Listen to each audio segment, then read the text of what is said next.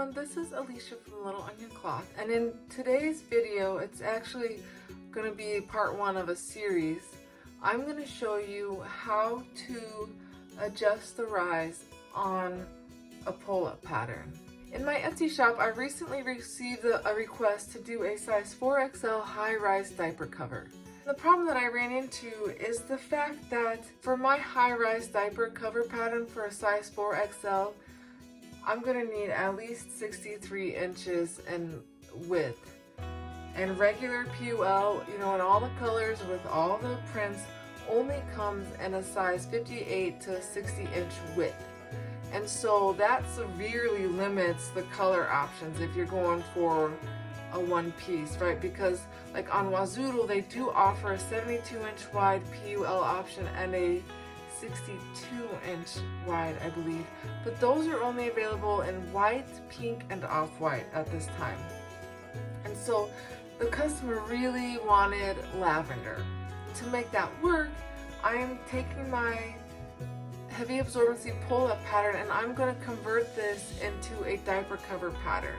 There will be, you know, the extra seam lines on the side, but it will enable me to make a diaper cover in a 4XL without having to sacrifice options on, you know, PUL color and print.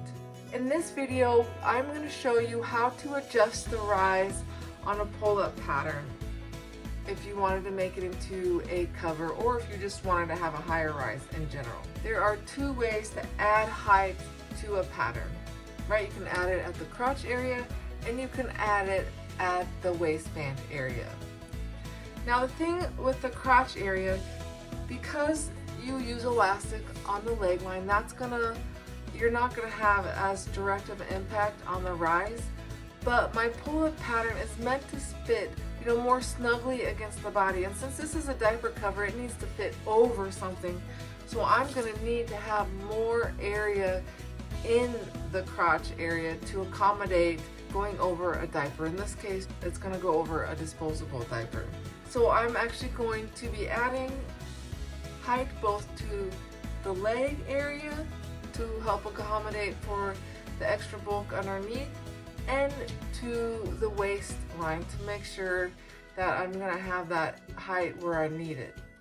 So the first thing, again, we're going to fold the pattern in half and find the center line, which mine is here. And then I'm going to just draw a line. And when you're doing pattern modifications, you're gonna wanna have a clear ruler. I just got this at Joann's because I could use a coupon and that's always nice. But it's really important that when you are working with a pattern and you're cutting and adjusting, that you want your corners and your edges to be square. Otherwise the pieces are gonna come together not so great. But with the clear ruler, I can really see that, okay, I've got this is lined up here. So when I draw my line here, I know that these are going to be two 90-degree corners. And then the next thing I'm going to do is just simply cut it out.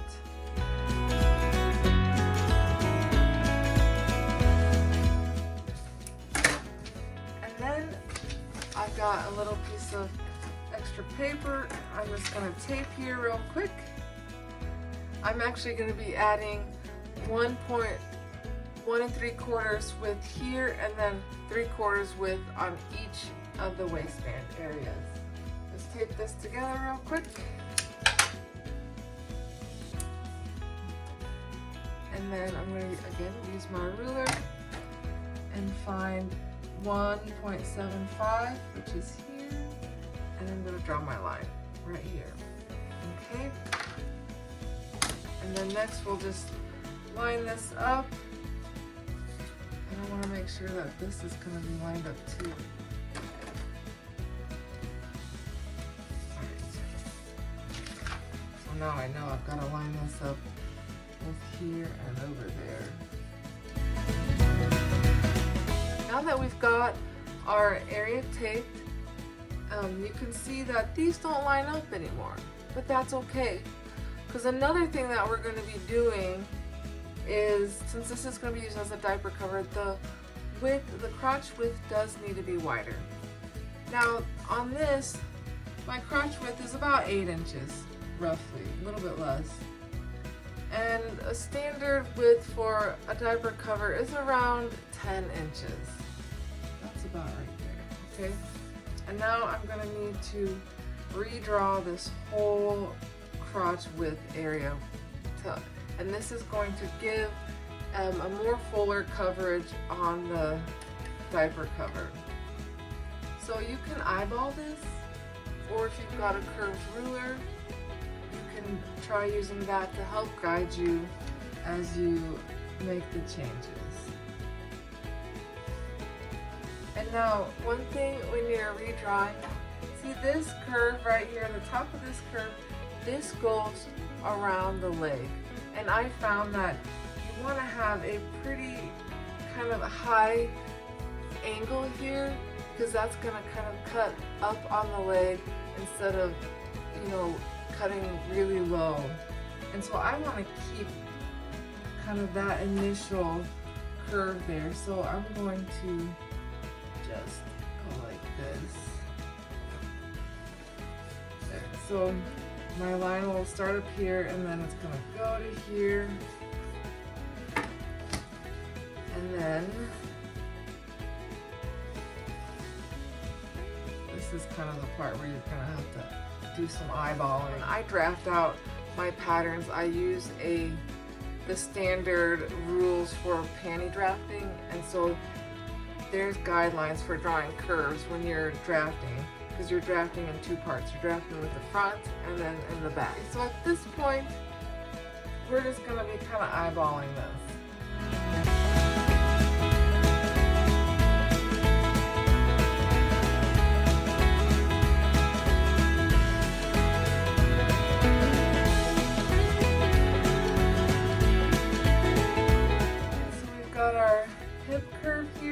It's not perfect, and this is the point too, like you can always go back and like, you know what, I kind of want this to curve a little bit more like this. Alright, we're going to have 3/4 of an inch to the top and bottom, so I'm going to line up my ruler and make my line.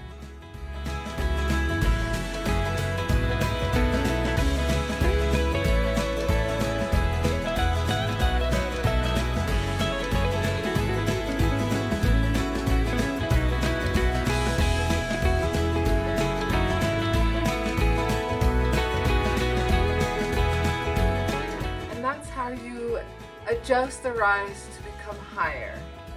And again, you could, if you want the rise to be lower, you could go through the same steps and just go the opposite way, where you would cut this and then overlap these and then shrink it down here. Now I haven't drawn this line yet, because in the next video I'm going to show you how to make the width wider on a pattern.